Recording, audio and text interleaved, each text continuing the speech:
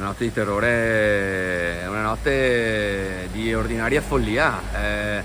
Io non è che sappia bene la dinamica, ma insomma, è facilmente ricostruibile perché sono stati danneggiati diverse attività, diverse vetrine, diverse attività, diversi accessi, ma pare più un atto vandalico che non un tentato furto, per cui so che le telecamere sono al vaglio delle forze dell'ordine per identificare chi ha compiuto il fatto.